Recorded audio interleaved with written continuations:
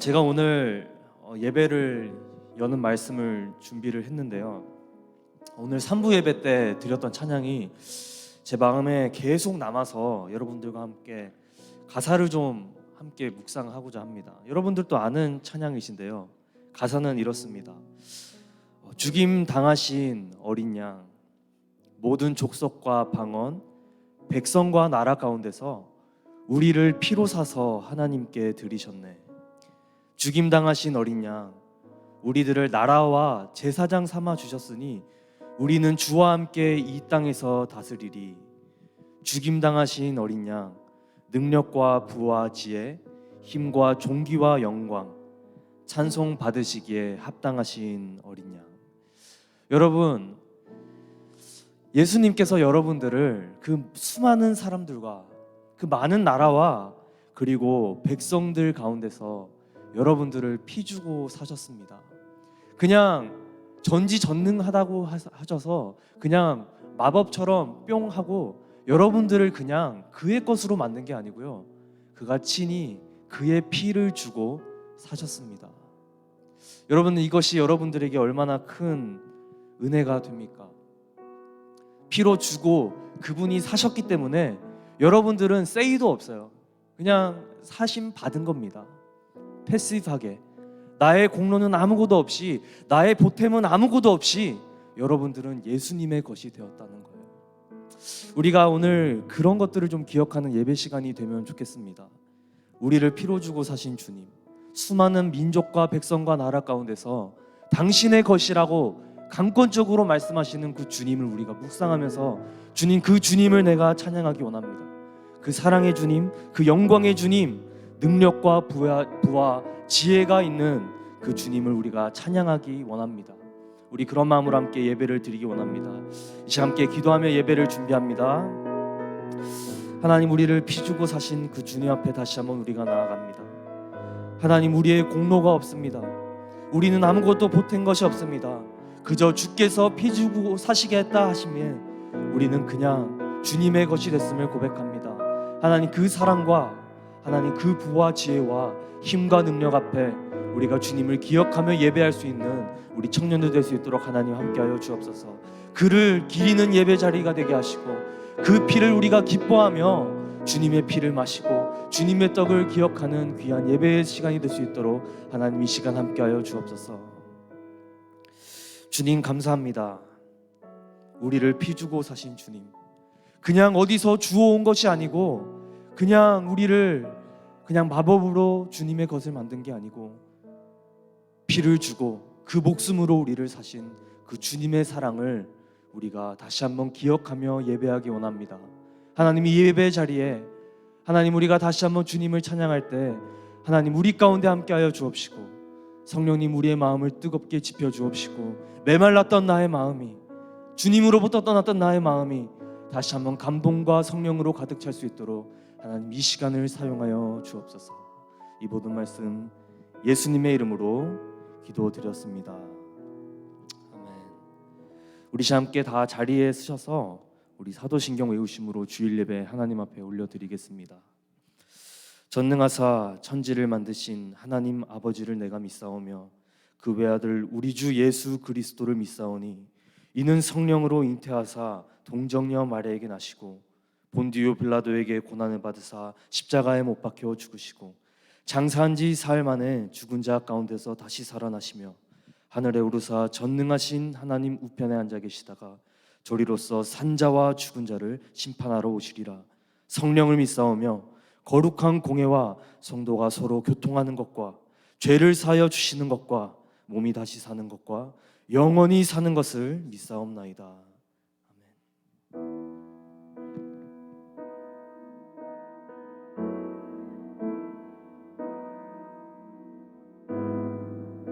이 시간 주님 앞에 찬양하며 나아가기 원합니다. 주님만이 나를 아시네. 내 모든 삶 주가 만지시네. 주님 앞에 예배하는 이유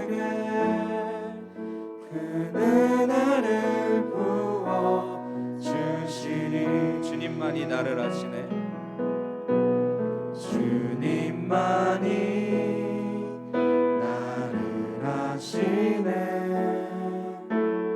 내 모든 삶 주가 만지시네.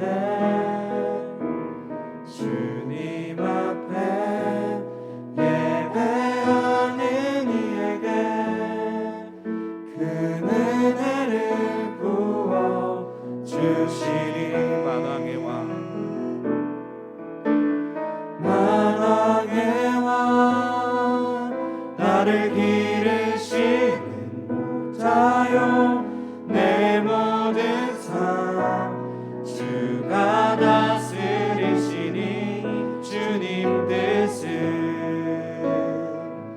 따르기 원하네. 오주 한 분만 바라네. 주님만이 나를 아시네. 주님만이 나를 아시네. 내 모든 삶 주가 만지시네.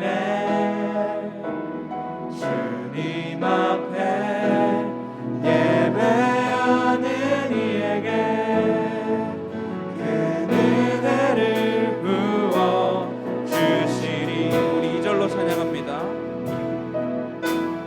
주님만이 온 땅의 소망. 내 삶 속에 유일한 자랑이라. 주님 앞에 기도하는 이에게 큰 은혜를 부어 주시리. 만왕의 왕 나를 기르시는 목자요. 내 모든 삶 주가 다스리시니 주님 뜻을 따르기 원하네. 오주 한 분만 바라. 만왕의 왕 만왕의 왕 나를 기르시는 목자요. 내 모든 삶 주가 다스리시니 주님 뜻을 따르기 원하네. 오주 한 분만 바라네. 주님만이 나를 아시네. 내 모든 삶 주가 만지시네. 주님 앞에 예배하는 이에게 큰 은혜를 부어 주시리. 아멘.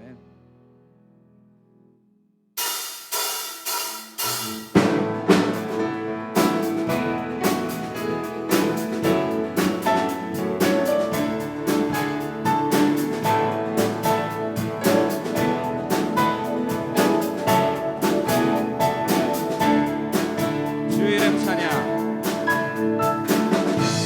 주 이름 찬양. 풍요의 강물 흐르는 고요한 땅에 살 때에 주님 찬양해. 주 이름 찬양. 거칠은 광야와 같은 인생길 걸어갈 때도 주님 찬양. 이것 정말 우리의 고백이길 원합니다. 모든 축복 주신 주님 찬양하리. 어두운 날이 다가와도 난 외치리. 주의 이름을 찬양해. 주의 이름을 주의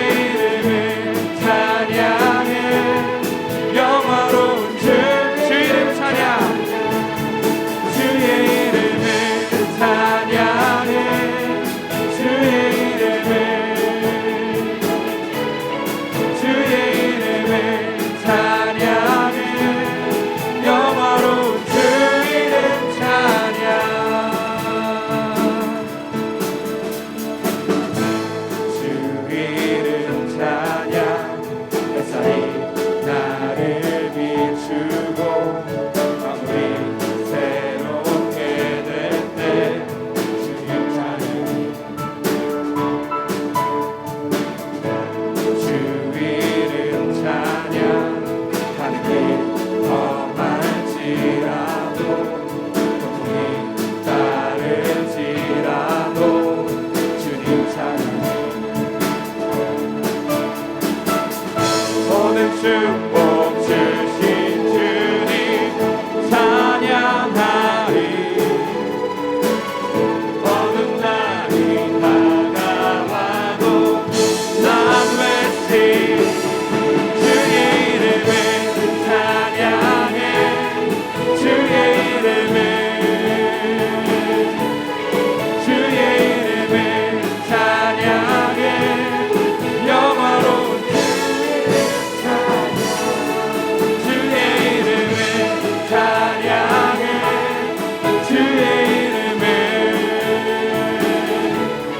주의 이름을 찬양해 영화로운 주 이름 찬양 모든 축복 주신 주님 찬양하리 어두운 날이 다가와도 모든 축복 주신 주님 모든 축복 주신 주님 찬양하리 어두운 날이 다가와도 난 외치리 주의 이름을 찬양해 주의 이름을 찬양해 영화로운 주 이름 찬양 주의 이름을 찬양해 주의 이름을 찬양 주의 이름을 찬양해 영화로운 주 이름 찬양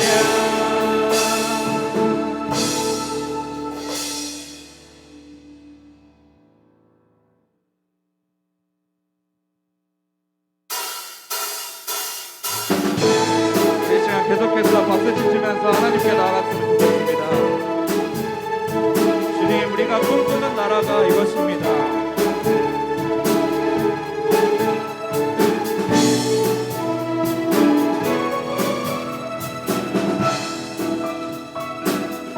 우리가 꿈꾸는 나라 그곳은 우리의 고향 손에 잡히지는 않아도 그곳을 보내 그곳이 실존하기에 우리가 함께할 꿈을 꾸기에 아무것도 없는 자 같으나 모든 것을 가진 자로나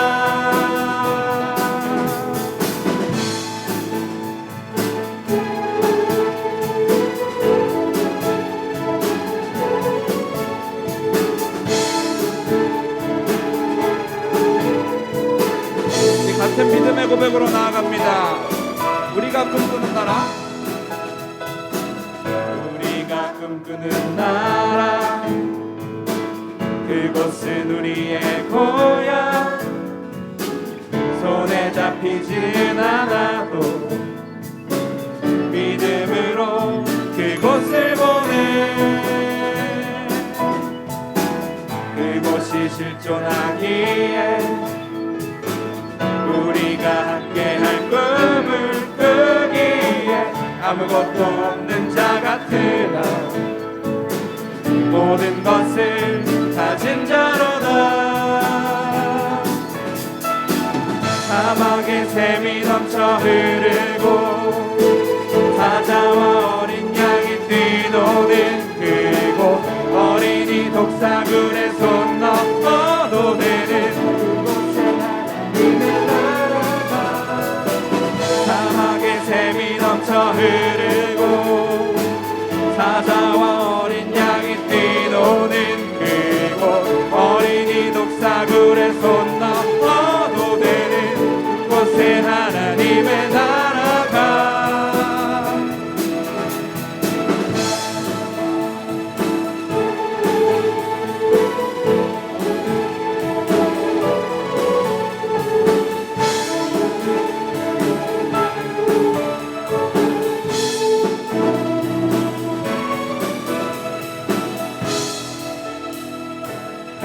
그날은 속히 오리라 그날은 속히 오리라 그날은 속히 오리라 그날은 속히 오리라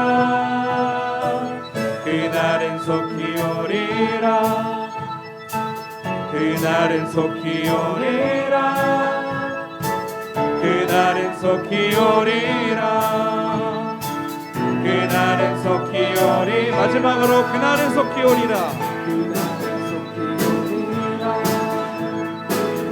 그날은 속히 오리라 그날은 속히 오리라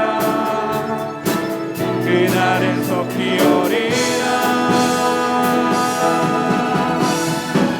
사막에 샘이 넘쳐 흐르고 사자와 어린 양이 뛰노는 그곳 어린이 독사굴에 손 넘어도 되는 그곳에 하나님의 나라가 사막에 샘이 넘쳐 흐르고 사자와 어린 양이 뛰노는 그곳 어린이 독사굴에 손 넘어도 되는 그곳에 하나님의 나라가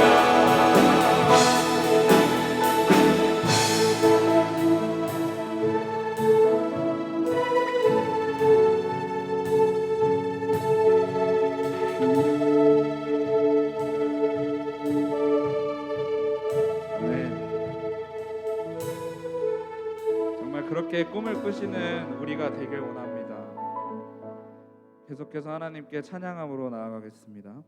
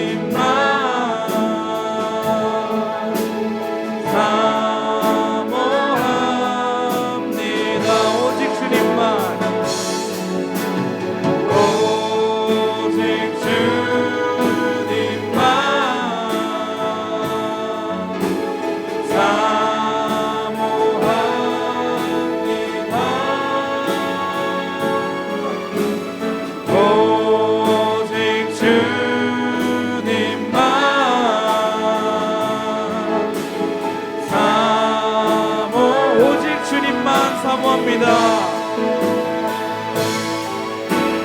오직 주님만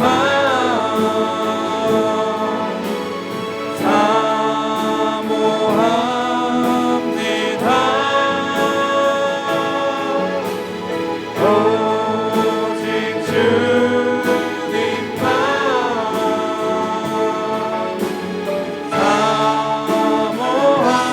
사모합니다. 다 주의 크신 이름 높이며 주의 크신 이름 높이며 우리에게 행하신 위대한 일 감사하세. 오 주의 신실하신 그 사랑 온 땅과 하늘 위에 계셔 홀로 영원하신 나 주의 크신 이름 높이며 우리에게 행하신 위대한 일 감사하세. 오 주의 신실하신 그 사랑 온 땅과 하늘 위에 계셔 홀로 영원하신 나 주의 크신 이름 높이며 우리에게 행하신 위대한 일 감사하세. 주의 신실하신 그 온 땅과 하늘 위에 계셔 홀로 영원하신 이름. 우리가 이 시간 다 같이 고백한 대로 기도하기 원합니다. 주님,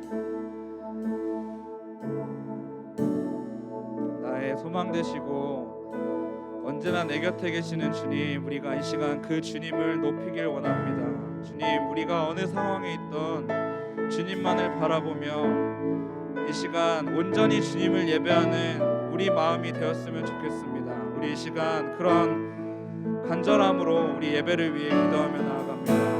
기도합니다. 하나님 감사합니다. 주님,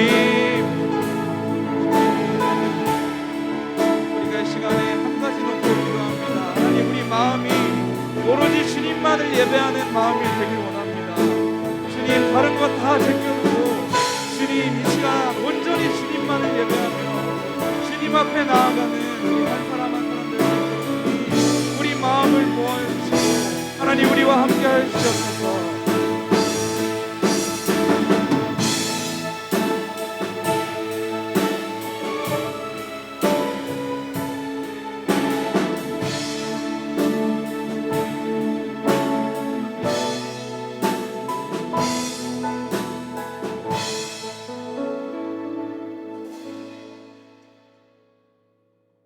하나님 아버지, 거룩한 주일에 주님의 성전에 모여 예배드리게 해주시니 감사합니다.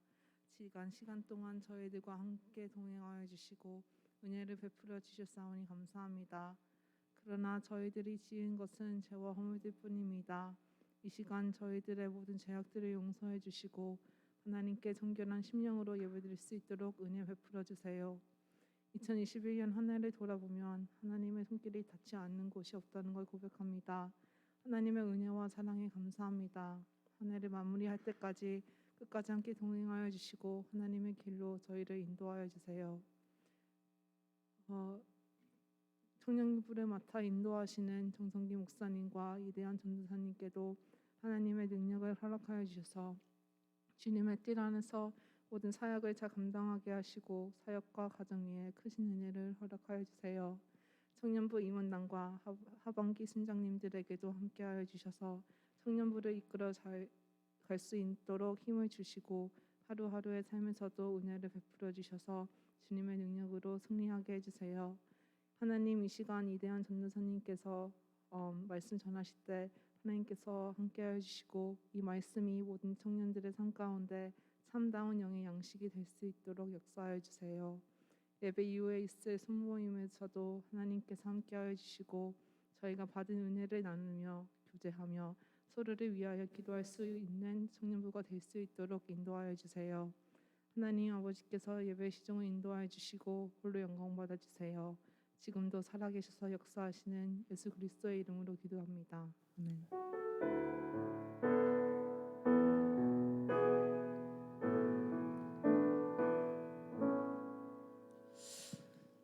네, 함께 하나님의 말씀 보도록 하겠습니다. 오늘 함께 나누실 말씀은 룻기 말씀입니다. 룻기 1장 말씀인데요. 제가 가진 성경으로는 402쪽에 있습니다. 구약 성경 402쪽.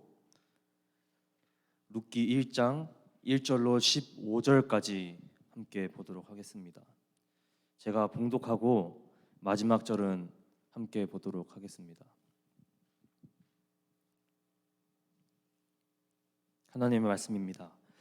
사사들이 치리하던 때에 그 땅에 흉년이 드니라. 유다 베들레헴의 한 사람이 그의 아내와 두 아들을 데리고 모압 지방에 가서 거류하였는데 그 사람의 이름은 엘리멜렉이요 그의 아내의 이름은 나오미요 그의 두 이들의 이름은 말론과 기럐이니 유다 베들레헴 에브랏 사람이더라. 그들이 모압 지방에 들어가서 거기 살더니 나오미의 남편 엘리멜렉이 죽고 나오미와 그의 두 아들이 남았으며 그들은 모압 여자 중에서 그들의 아내를 맞이하였는데 하나의 이름은 오르바요 하나의 이름은 룻이더라. 그들이 거기에 거주한 지 10년쯤에 말론과 기럐 두 사람이 다 죽고 그 여인은 두 이들과 남편의 뒤에 남았더라. 그 여인이 모압 지방에서 여호와께서 자기 백성을 돌보시사 그들에게 양식을 주셨다 함을 듣고 이에 두 며느리와 함께 일어나 모압 지방에서 돌아오려 하여 있던 곳에서 나오고 두 며느리도 그와 함께하여 유다 땅으로 돌아오려고 길을 가다가 나오미가 두 며느리에게 이르되 너희는 각기 너희 어머니의 집으로 돌아가라. 너희가 죽은 자들과 나를 선대한 것 같이 여호와께서 너희를 선대하시기를 원하며 여호와께서 너희에게 허락하사 각기 남편의 집에서 위로를 받게 하시기를 원하노라 하고 그들에게 입맞춤에 그들이 소리를 높여 울며 나오미에게 이르되 아니니이다. 우리는 어머니와 함께 어머니의 백성에게로 돌아가겠나이다 하는지라. 나오미가 이르되 내 딸들아 돌아가라. 너희가 어찌 나와 함께 가려느냐. 내 태중에 너희의 남편 될 아들들이 아직 있느냐. 내 딸들아 되돌아가라. 나는 늙었으니 남편을 두지 못할지라. 가령 내가 소망이 있다고 말한다든지 오늘 밤에 남편을 두어 아들들을 낳는다 하더라도 너희가 어찌 그들이 자라기를 기다리겠으며 어찌 남편 없이 지내겠다고 결심하겠느냐. 내 딸들아 그렇지 아니하니라. 여호와의 손이 나를 치셨으므로 나는 너희로 말미암아 더욱 마음이 아프도다 하매 그들이 소리를 높여 다시 울더니 오르바는 그의 시어머니에게 입맞추되 룻은 그를 붙쫓았더라. 함께 봅니다. 나오미가 또 이르되 보라 내 동서는 그의 백성과 그의 신들에게로 돌아가나니 너도 너희의 동서를 따라 돌아가라 하니. 아멘. 할렐루야. 네, 다시 한번 해보도록 하겠습니다. 할렐루야. 네. 여러분들이 흉년을 경험해 보신 적이 있으십니까? 현대 과학과 그리고 또 농업이 많이 발전하면서 사실 이 흉년이나 가뭄이 우리 피부에 많이 와닿는 적은 없었던 것 같습니다. 그런데 저희 할머니의 시대만 하더라도 흉년과 가뭄과 이 먹을 것이 없는 것들이 참 흔한 일이었다고 합니다. 6.25를 경험하면서 나라가 힘들어지고 또 인구 3분의 1이 사망하면서 많은 고아들이 생기고 건물들도 부셔지고 경제도 무너지면서 사람들이 정말 굶으면서 살았다고 말씀을 해주셨습니다. 지금 요즘 우리 청년들에게 이 행사를 하면 유일하게 남는 반찬이 나물과 이 시금치랑 이 콩나물이면 이 사람들은 이것만 먹을 수 있으면 감사하다고 할 만큼 아주 어려웠던 것을 우리가 알 수가 있습니다. 제가 한 보고서에 보니까 너무 배가 고프니까 사람들이 나무 껍질을 떼먹었다라는 거예요. 그토록 어렵고 힘든 시대를 경험한 이 노령분들이 계십니다. 그래서 그들은 지금도 음식 남기는 것을 참 싫어합니다. 뭐 결혼식을 하면 우리가 그냥 청년 결혼식을 하면 사진 찍고 가면 이미 음식이 다 없어요. 다 싸가기 때문에 그냥 먹고 가시면 되는데 다 싸가기 때문에 참 이렇게 먹을 게 없는 거 여러분들이 경험해 보신 적이 있으실 겁니다. 그토록 이들이 얼마나 치열하고 어렵게 살았는가 우리가 알 수가 있습니다. 그러나 우리 이 한국 민족 사람들도 어렵게 살았지만 그러나 고대 근동지방 사람들에 비하면 참 잘 살았을 것입니다. 이 고대 근동지방 Ancient Near East, 그러니까 이 고대 이스라엘, 뭐 고대 가나안 이런 사람들보다는 적어도 우리가 잘 살았을 거예요. 왜냐하면 이 사람들에게는 흉년이 드문 것이 아니었어요. 워낙 그 사막 지역에 살고 어렵게 살다 보니까 성경에서도 여러 번 가뭄에 대해서 말씀하고 계십니다. 그러니까 가뭄을 경험하고 하나님이 때에 비를 내려주셨던 것 여러분들이 기억을 하세요. 제가 저번 주에 여러분들에게 말씀드렸지만 죄가 아름다웠던 지구에 들어옵니다. 창세기 3장 17절에 보니까 너가 말을 듣고 아내의 말을 듣고 한 나무의 열매를 먹었은즉 땅은 너로 말미암아 저주를 받고 너는 내 평생 수고하여야 그 소산을 먹으리라. 땅이 내게 가시덤굴과 엉겅퀴를 낼 것이라고 땅의 저주를 말씀하고 계세요. 재밌는 일입니다. 분명히 죄는 아담이 지었는데 땅이 저주를 받는 모습을 우리가 보게 되는 거예요. 그 저주로 말미암아 이 아름다웠던 지구에도 지진과 쓰나미와 태풍 같은 자연재해들이 생기기 시작하는 거예요. 제가 왜 이 말씀을 드리냐? 바로 오늘 룻의 시작에 이 말씀이 적용되어서 나오기 때문에 그렇다는 거예요. 베들레헴의 상황을 이와 같이 말하고 있습니다. 1절에 보니까 사사들이 치리하던 때에 이렇게 시작을 하고 있어요. 이 룻의 이야기는 바로 사사기가 진행되고 있을 때 서브 스토리로 일어났음을 우리에게 말씀해 주고 있습니다. 그러니까 이스라엘의 역사가 메인스트림 역사가 사사기로 운반이 되고 있다면 이 서브 스토리로 룻의 이야기를 하는 거예요. 그러나 분명 서브 스토리지만 이 룻은 예수님과도 연관되는 우리에게 매우 중요한 이야기입니다. 여러분들이 사사기를 읽어보셨습니까? 사사기에 읽어보면은 가장 많이 나오는 테마가 있는데 그것은 바로 그때의 이스라엘의 왕이 없으므로 사람들이 각자 자기의 소견에 옳은 대로 행하였다라는 거예요. 그러니까 백성들이 죄를 짓습니다. 백성들이 왕이 없다라는 핑계로 하나님을 떠나고 죄를 지을 때 하나님은 이들을 심판하시는 거, 어려움을 주는 거예요. 백성들이 그 어려움을 겪고 하나님을 다시 찾습니다. 하나님 잘못했습니다. 그러면서 하나님을 다시 찾을 때 하나님께서는 이들에게 사사를 보내십니다. 그리고 사사를 통해서 이들이 구원을 받았던 것을 우리가 알 수가 있다는 거예요. 근데 얼마 가지 않아서 다시 이 백성들은 조금 편하다 싶으면 또 죄를 짓고 또 하나님을 떠나고 또 하나님을 기억하지 못할 때 그때 나오던 문구가 그때의 이스라엘의 왕이 없었으므로 사람들이 각자 자기의 소견에 옳은 대로 행하였더라입니다. 영적으로 매우 어두운 시기입니다. 분명 이스라엘 사람들에게는 율법이 있었습니다. 분명 이스라엘 사람들에게는 율법과 그리고 하나님이 왕 되어 주셨는데 이들은 이것들은 보지 않고 그냥 이방 사람들 우상을 섬기는데 눈이 멀었다라는 거예요. 하나님을 사랑하기보다는 이방 신들을 사랑한 거예요. 그때 일어나는 이야기, 바로 이 어두운 시기에 일어나는 이야기가 룻의 이야기임을 우리가 알 수가 있습니다. 우리는 계속해서 그가 오신 이유라는 시리즈로 말씀을 묵상하고 있습니다. 그리고 저는 오늘 여러분들과 베들레헴이 비어있을 때라는 제목으로 함께 이 룻의 말씀을 두고 은혜를 나누고자 합니다. 첫 번째, 엘리멜렉과 나오미의 연약함입니다. 1절에 보니까 사사들이 치리하던 때에 그 땅에 흉년이 들었다고 말씀하고 있어요. 그러니까 이야기의 시작은 베들레헴입니다. 이 어려운 시기, 영적으로 어두운 시기에 베들레헴에 가뭄이 온 것으로 우리의 이야기가 시작되는 거예요. 그리고 이것은 우리에게 벌써 아이러니로 다가옵니다. 그렇지 않습니까? 왜냐하면 여러분들이 잘 아시는 대로 베들레헴이라는 이 도시의 이름의 뜻은 떡의 집이라는 뜻이에요.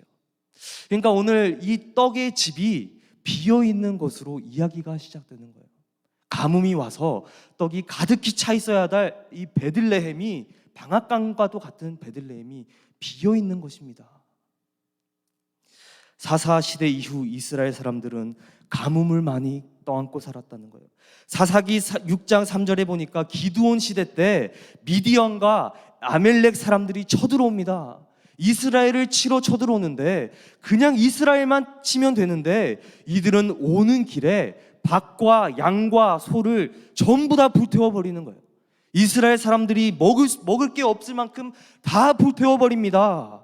그리고 사사기 6장 6절에 보니까 이스라엘이 미디안으로 말미암아 궁핍함이 심한지라 이에 이스라엘 자손이 여호와께 부르짖었다고 그렇게 말씀하고 있어요.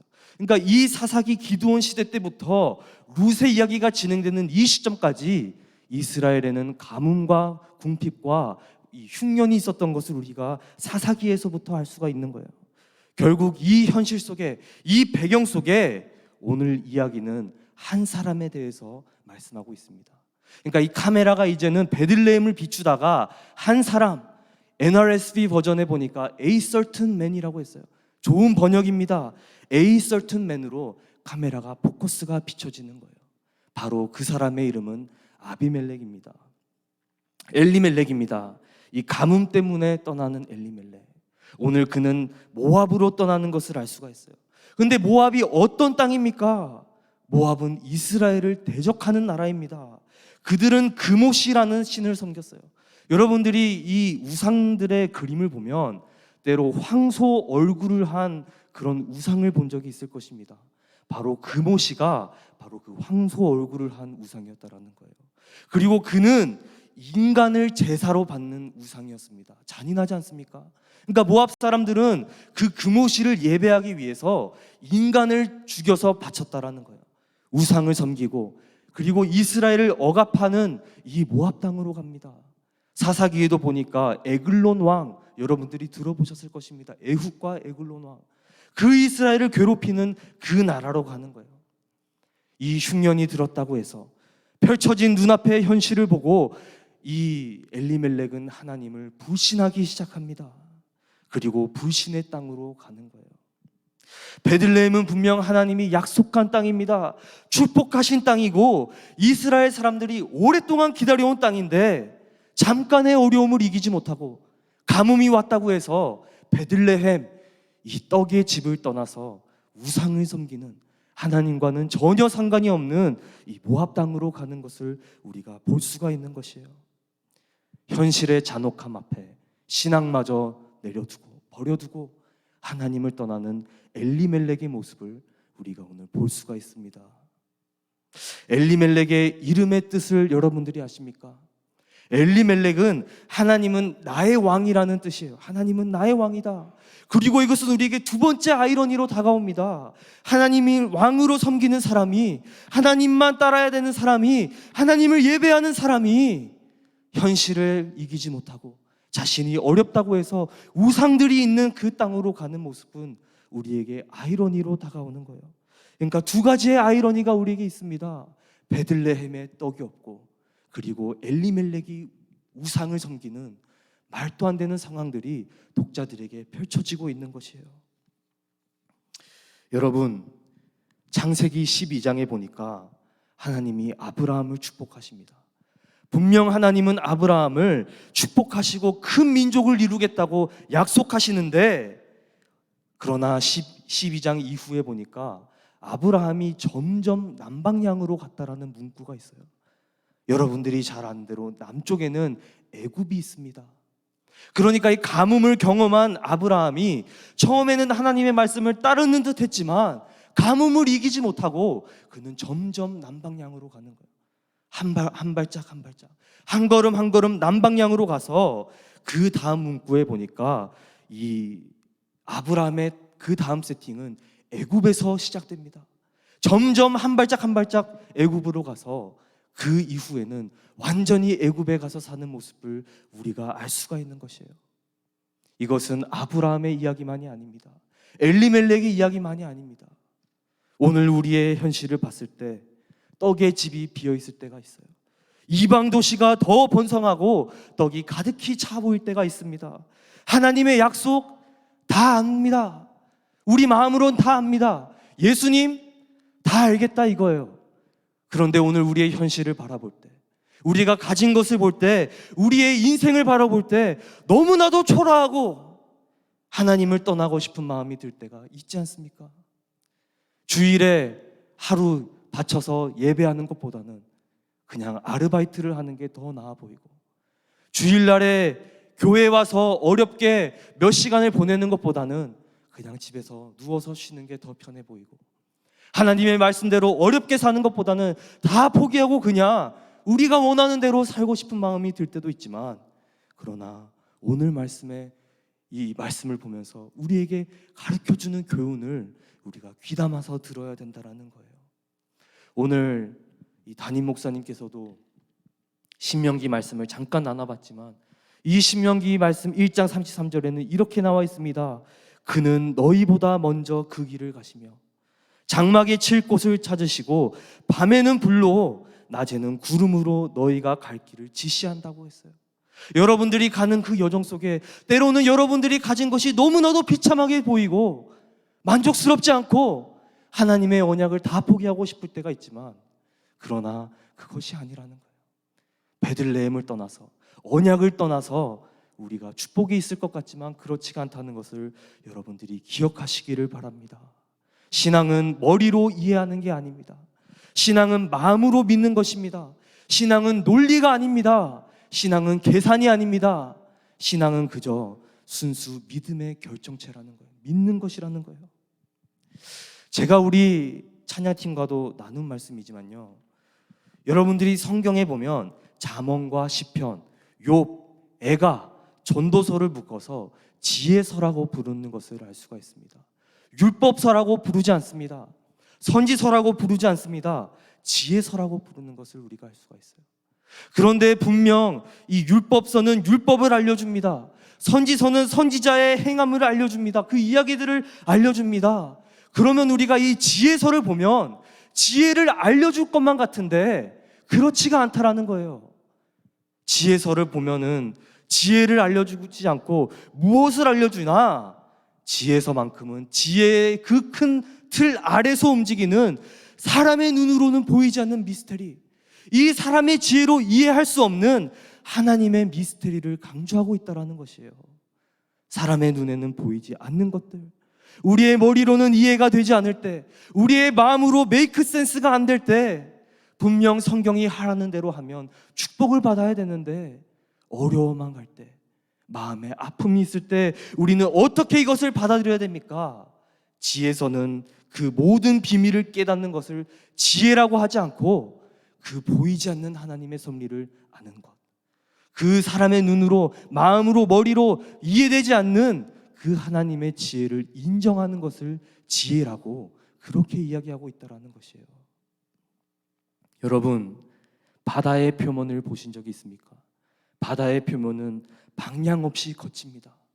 그냥 파도가 이리 일고 저리 일고 방향이 없어 보이지만 그 파도 밑에는 이 바다는 항상 기류를 따라 움직이는 것을 우리가 알 수가 있어요. 여러분들의 인생 가운데 바다의 표면처럼 우리가 느끼기에는 이리 움직이고 저리 움직이고 방향 없이 하나님이 우리를 움직이는 것만 같지만, 그러나 잘 보면 하나님의 섭리가 여러분들 인생 가운데 일하시고 계시다라는 거예요. 베들레헴을 떠나서는 안 된다라는 것입니다. 이 룻기의 이야기는 가면 갈수록 더 슬프게 진행되는 것을 우리가 알 수가 있어요. 이 가뭄 때문에 모압으로 갔던 엘리멜렉이 병들어 죽습니다. 그리고 그 아들들 기럯과 말론도 병들어 죽는 것을 우리가 알 수가 있어요. 그래서 이 주인공은 이제 이 엘리멜렉에서 룻으로 바뀌는 것을 우리가 알 수가 있어요. 나오미로 바뀌는 것을 알 수가 있습니다. 나오미는 이제 가진 것이 정말 하나도 없습니다. 빈 털털털이로 모압으로 와서 남편도 죽고 그 두 아들, 자신의 전 재산과도 같은 두 아들이 죽어버리는 거예요. 이제 나오미에게 남은 것은 그 며느리밖에 없습니다. 근데 이들이 소문을 듣는데 하나님께서 자기의 백성을 돌보시사 그들에게 양식을 준다는 말을 듣는 거예요. 그리고 나오미는 베들레헴으로 돌아가려고 합니다. 그런데 여기서 이 나오미는 자신이 가지고 데리고 있는 두 며느리를 모압에 두고 오려고 하는 것을 우리가 알 수가 있어요. 여러분들이 이 말씀을 보고 나오미를 좀 괜찮게 생각할지 모르겠어요. 아, 그래도 시월드가 심하진 않구나. 당연히 이 자기의 아들들이 죽었으니까 며느리는 풀고 가야지. 며느리까지 끝까지 데리고 가는 건 너무 시어머니 아니냐? 이렇게 생각할 수가 있지만 우리가 언약적으로 생각을 할 때 모압 땅에는 하나님이 역사가 없고 하나님의 언약 밖에 있는 민족들이고 그모시를 섬기는 사람들이라고 생각을 했을 때 나오미는 그 며느리를 베들레헴으로 데려가는 것이 옳은 선택이었습니다.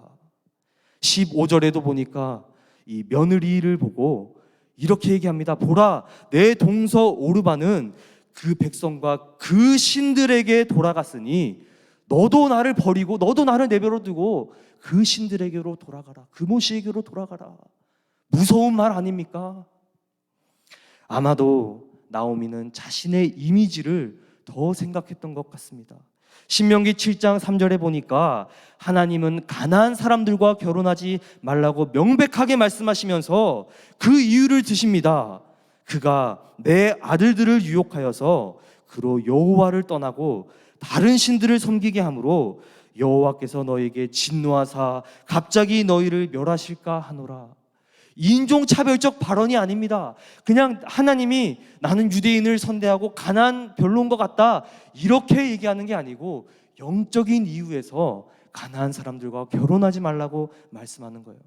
일부 학자들은 이 말씀을 룻기에 비춰서 봤을 때 이 신명기 말씀이 가나안 한정적인 말씀이기 때문에 나오미가 부끄러울 것이 없다. 나오미가 그냥 이 자비를 베푸는 거라고 말씀하는데 저는 동의하지 않습니다. 왜냐하면 성경에 보면은 이방 결혼에 대해서 분명한 스탠스를 취하고 있기 때문에 그래요. 그리고 율법을 주신 그 이유는 이 이방 사람들이 이 백성들을 유혹해서 하나님을 떠나고 다른 신을 섬기는 이 이유는 오늘 그모시를 섬기는 모압 사람들에게도 동일하게 적용되기 때문에 그렇습니다.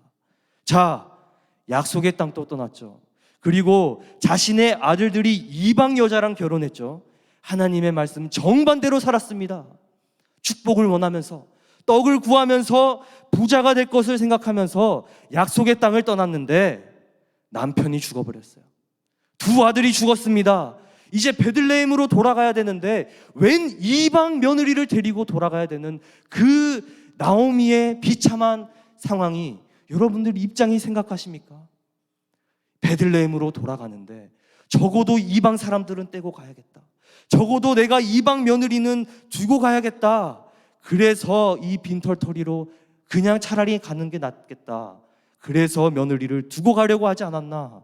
저는 그렇게 해석을 하고 싶습니다.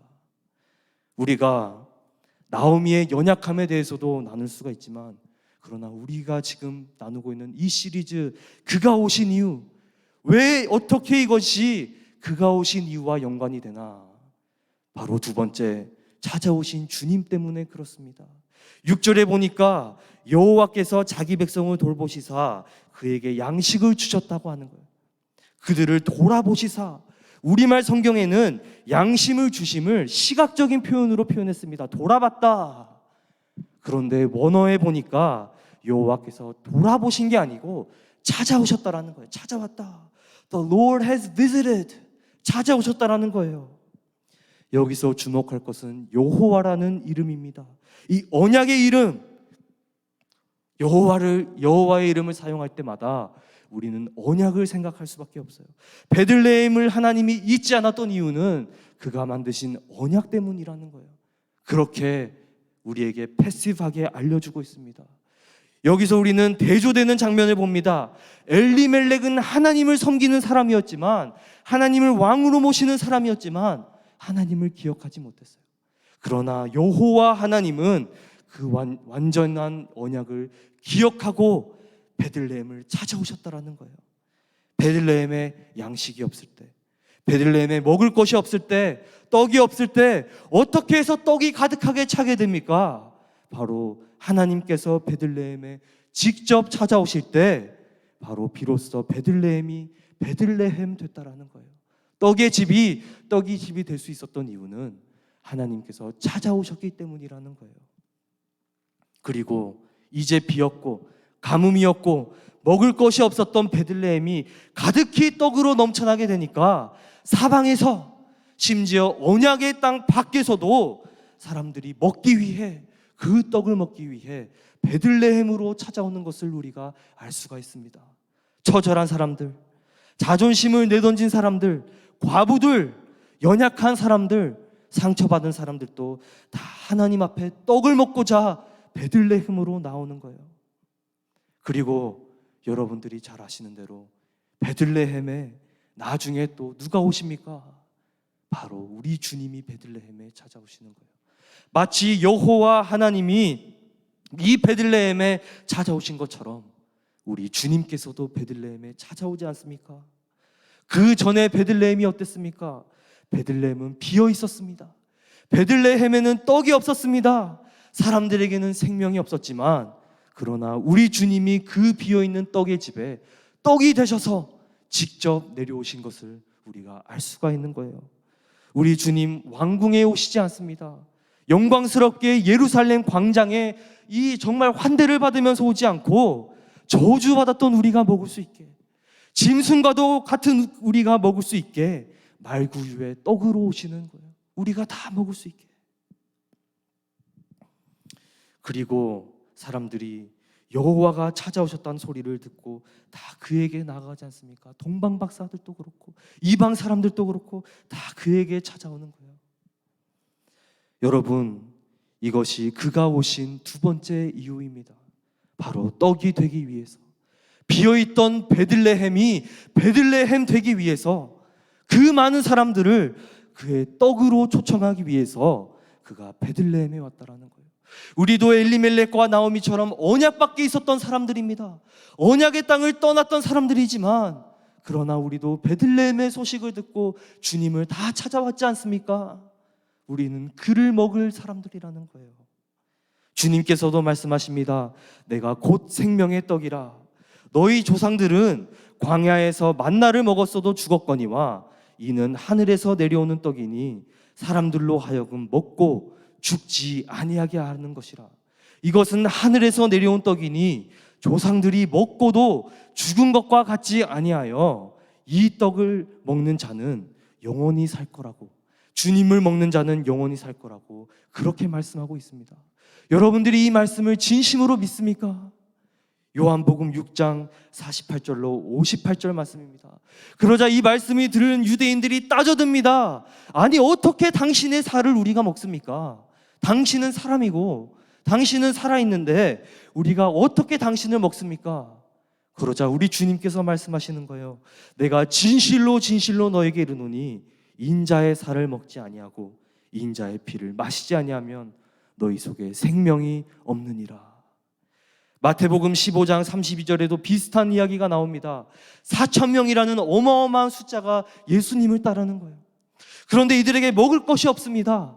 이들은 마치 부흥회를 하는 것처럼 사흘이나 주님을 따르는데 사흘 동안 이 먹을 것을 제공할 수가 없는 거예요. 제자들이 어떻게 4,000명을 먹입니까? 그러나 우리 주님이 말씀하십니다. 내가 무리를 불쌍히 여기노라. 그들이 나와 있은지 이미 사흘임에 먹을 것이 없도다. 이들이 길에서 기진할까 하여 굶겨 보내지 못하겠노라. 그러자 제자들이 묻습니다. 우리가 어디서 이 많은 무리를 먹일 수가 있겠습니까? 4,000명인데. 그러자 우리 주님이 그들을 앉히시고 7개의 떡을 가지고 그들에게 나눠주시는 거예요. 7개, 완전수 아닙니까? 완전한 떡을 그들에게 먹고 몇 개가 남나? 4,000명이 다 배부르게 먹고 남은 것을 보니까 7광주리가 남았다는 거예요. 완전한 떡을 그 많은 사람들에게 다 나눠주고도 완전하게 남는 떡, 모든 사람들, 배고픈 사람들, 줄인 사람들, 그 사람들이 다 먹고도 남는 만큼의 떡을 제공할 사람들 누가 있습니까? 베들레헴에 예수님밖에 없다라는 거예요. 이것이 그가 오신 이유라는 것입니다. 하나님이신 예수님이 베들레헴에 찾아오셨을 때는 떡이 가득히 넘쳐났던 것을 우리가 알 수가 있는 거예요. 룻기에서도 그것을 우리에게 알려주고 있지 않습니까? 여러분, 나오미는요 그냥 약한 인간일 뿐이었습니다. 자신의 이미지 때문에 자기 며느리들을 떨쳐내고 모압 땅으로 가려고 했어요. 베들레헴의 떡이 넘쳐나는 것을 알면서도 영적 가뭄이 가득한 모압 땅에 자기의 며느리를 버리고 가려고 했습니다. 그러나 우리 주님은 그렇지 않다라는 거예요. 함께 가자. 여러분들을 초청하고 있다라는 거예요. 이방인이었던 여러분들을 베들레헴으로 초청하고 있다라는 거예요. 더 나아가서 떡의 집으로, 자신의 몸으로, 자신의 죽음으로 초청하고 있다라는 거예요. 함께 먹자. 그리고 살아라. 제가 이제 말씀을 정리하고자 합니다. 프랑스의 작곡자 세자르 프랑크라는 사람은 생명의 양식이라는 노래를 만들었다고 합니다. 가사는 이렇습니다. 천사로부터 온 떡이 인간을 위한 떡이 되셨도다. 오, 얼마나 놀라운 일인가. 가난하고 비천한 종이 주님을 먹는도다. 가난하고 비천한 종이 주님을 먹는도다. 여러분, 우리가 어떻게 우리 주님을 먹습니까? 우리의 왕 아닙니까? 우리가 섬겨야 될 왕 아닙니까? 우리가 찬양하고 영광을 드려야 될 왕인데 어떻게 우리가 그의 죽음을 먹습니까? 그러나 말씀은 아이러니들로 참 가득한 거예요. 여러분, 나오미의 이름의 뜻을 아십니까? 나오미의 이름의 뜻은 조이라는 거예요. 조이, 기쁨이라는 뜻이에요. 그런데 나오미에게는 기쁨이 없었어요. 아들들이 죽고 남편이 죽고 빈털털터리로 이스라엘로 다시 비판을 받으면서 웃음거리가 되면서 돌아가야 될 나오미. 정말 나오미 합니까? 엘리멜렉 정말 하나님의 왕이 됐습니까? 아닙니다. 그모시를 왕으로 섬기면서 하나님을 떠났던 두 번째 아이러니. 베들레헴 정말 떡이 가득했습니까? 정말 방앗간처럼 빵집처럼 빵이 가득했습니까? 아닙니다. 그것과도처럼 우리 주님이 정말 영광을 받으실 주님이 정말 찬양을 받으실 왕입니까? 아닙니다. 그는 죽음으로 우리를 생명으로 이끄는 아이러니함까지 우리에게 인도한다라는 거예요. 말씀은 이 아이러니 속에서 여러분들을 초청하는 거예요. 괜찮다. 나의 죽음을 통해서 너희를 살릴 수가 있다면, 나의 죽음을 통해서 나의 살을 너희에게 나눠줄 수 있다면, 나의 피를 너희에게 뿌릴 수 있다면 기꺼이 내가 그렇게 하겠다. 수많은 베들레헴의 이 광장에 오면서 찬양을 받는 것이 아니고, 예루살렘의 찬양으로 끝나는 것이 아니고, 십자가에 달려서 가시면류관을 끌어안아야 된다면 가시면류관을 끌어안고서라도 너희들을 끌어안겠다. 이것이 바로 그가 오신 이유라는 것입니다. 여러분, 우리가 이 시간 찬양 한 곡을 하고자 합니다. 여러분, 이 아이러니함 속에요, 정말 베들레헴이 비어있을 때 우리에게 떡이 되주시기 위하여서 우리에게 오셨던 주님, 우리에게 자기의 몸을 내어주고 나를 먹어라 말씀하시는 그 주님 앞에 우리가 이 시간 나아가면서, 주님, 나를 정결케 하고 나를 자유케 하는 그 보혈을 내가 다시 한번 받기를 원합니다. 우리 그러한 마음으로 함께 찬양하며 나아갑니다. 주보혈 날 정결케 하고, 주보혈 날 정결케 하고, 주보혈 날 자유케 하니, 주 앞에 나 예배하는 이 시간, 나의 모든 것을 주께 드리. 주의 손 날 위해 지키셨고, 날 위해 지키셨고, 주의 발 날 위에 박히셨으니, 이제는 내가 사는 것이 아니요 오직 주를 위해 사는 것이라. 주의 손에 나의 손을 포개고 주의 손에 나의 손을 포개고 또 주의 발에 나의 발을 포개고 나 주와 함께 죽고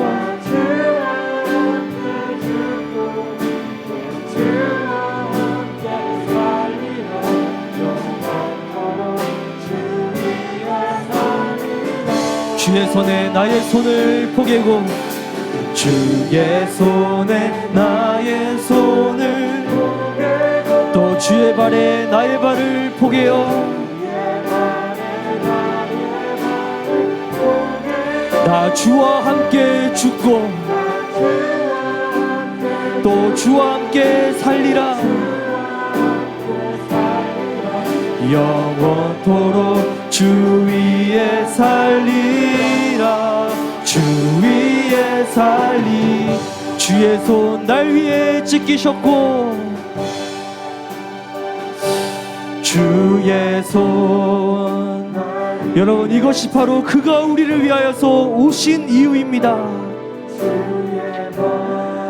날 위에 박히셨 이제는 내가 산 것이 아니요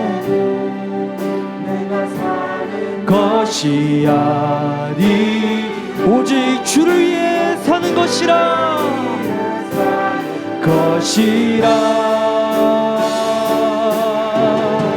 주의 손에 나의 손을 포개고 손에 나의 손을 포개고 또 주의 발에 나의 발을 포개 나 주와 함께 죽고 주와 함께 또 주와 함께 살리라 살리라 영원토록 주 위에 살리라 주의 손에 나의 손을 포개고 또 주의 발에 나의 발을 나 주와 함께 죽고 또 주와 함께 살리라 영원토록 주 위에 살리라 위에 살리라. 하나님 베들레헴이 비어있을 것만 같을 때 때로 우리의 삶이 비어있고 우리 손에 가진 것이 아무것도 없이 느껴진다고 할 때 우리가 이제는 교회 밖으로 나가고 싶고 하나님의 언약 따위는 다 잊고 싶을 때가 있을 때 그러나 베들레헴의 떡이 가득하게 하기 위하여서 찾아오신 여호와 하나님이신 우리 주님을 기억하기를 원합니다. 자신의 몸을 내어줌으로 영적으로 죽어있던 베들레헴 굶주려 있던 베들레헴 그 많고 많은 사람들이 다 먹고도 남을 만큼 영원하신 생명의 떡을 나눠주기 위하여서 오셔야만 했던 그를 우리가 생각을 하면서 하나님 다시 한번 우리가 그가 오신 이유를 마음속에 품고 이 12월 마지막 달을 준비하며 성탄절을 준비하며 우리가 우리에게 오신 그 주님을 모두 다 예배하는 그런 귀한 청년들이 될 수 있도록 하나님 우리 가운데 함께하여 주옵소서. 이 모든 말씀 예수님의 이름으로 기도드렸습니다.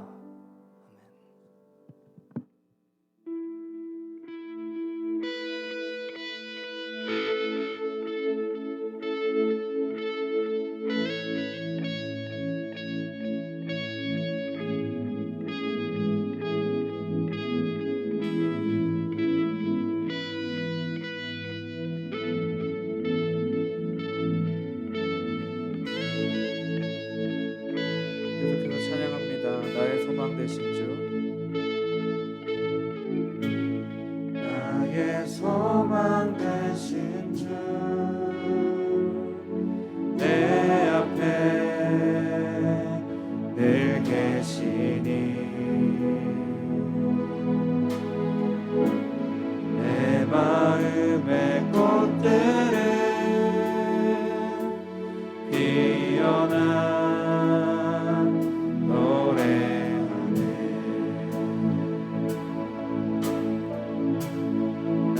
나의 소망 되신 주 내 곁에 늘 계시니 내 마음의 샘물을 기쁨을 강이 되네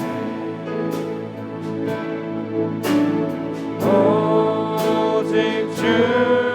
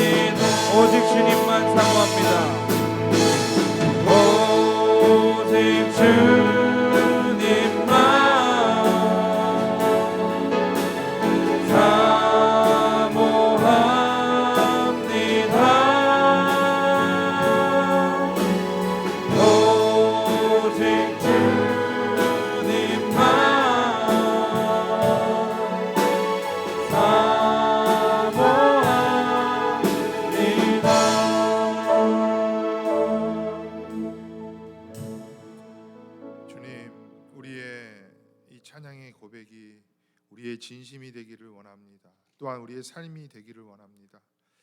세상 사람들은 교회를 떠나며 우리의 진정한 양식인 예수를 떠나고 있는 가운데 있지만 우리 귀한 청년들은 주님을 사모하는 마음으로 주의 성전에 모이기를 기뻐하며 주님을 찬양하며 늘 주님께 붙들림 받는 그런 삶을 살 수 있도록 늘 우리를 인도하여 주시옵소서.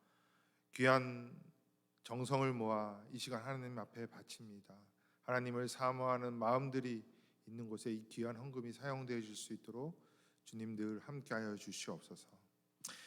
이제는 우리의 떡이 되시기 위해 베들레헴에 오신 우리 주 예수 그리스도의 은혜와 독생자를 보내신 하나님 아버지의 무한하신 사랑하심과 성령님의 인도 적용하시는 은혜가 우리의 진정한 양식인 예수 그리스도를 늘 먹고 주 안에 살기를 소망하는 우리 영생장로교회 청년부 형제자매들의 머리 위에 이제부터 영원토록 함께 있을지어다.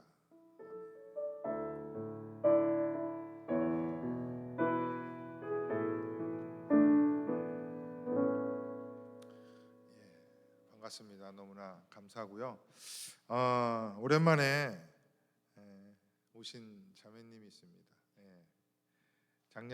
작년인가요? 벌써 2년 전인가요? 기억도 안 나네. 벌써 2년이 됐네요. 결혼을 하시고 우리 청년반에서 결혼을 하고 LA 갔다가 이제 오랜만에 또 왔습니다. 미래자매 한번 손 흔들어 주세요. 다 아실 거예요. 미래자매 반갑습니다. 박수. 먼저 주보에 있는 것 전에 광고를 할게요. 우리 세니타이저가 또 왔어요. 누가 좀 도네이션 했던 것 같아요, 교회에. 그래서 순장님들 순모임 할 때 개수에 맞춰가지고 세니타이저 뒤에 저기 그 안내 데스크 뒤쪽 박스 있으니까요. 예배팀들은 광고 끝나면 빨리 가셔가지고 올려주셔서 순장이나 순원들에게 나눠 주시기 바랍니다. 아니 하나씩 가져가세요. 아예 순장이 또 한꺼번에 가져가면 그러니까 조금 남을 거예요. 조금 남는 것은 우리 임원들 키 폈다가 우리 수련회 때도 사용해야 되니까 가져가면 되겠습니다. 우리 임원들 꼭 챙겨주시고요.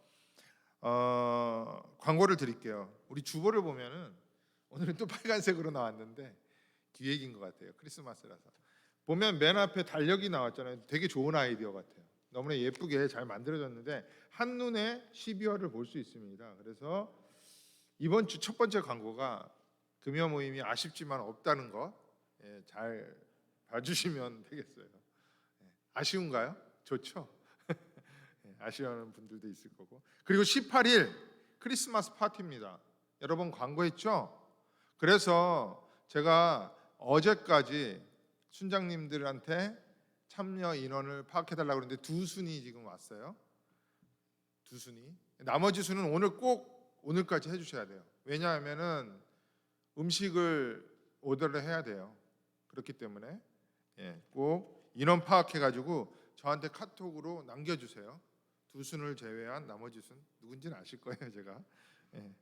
그래서 꼭 와주시고요, 보내주시고요. 또한 제가 일찍 오셔서 같이 돕자고 했는데 임원들이 이번에는 크게 테이블이 많이 필요치 않고 임원들끼리 할 수 있다고 합니다. 그래서 6시까지 늦지 않게 오세요. 담임 목사님도 오셔가지고 예배를 인도해 주시니까 그때 늦지 않게 오셔야 됩니다. 6시까지 꼭 오시기 바랍니다. 체육관으로 오시면 돼요. 체육관이 어디냐면은 일로 들어오셔도 되고요. 저 끝쪽에 있는 사무실 쪽에 있는 문으로 들어오시면 되는데 이쪽으로 오시면 계속 끝까지 가다 보면 오른쪽에 딱 보면은 체육관이 있습니다. 많은 분들 알 테니까요.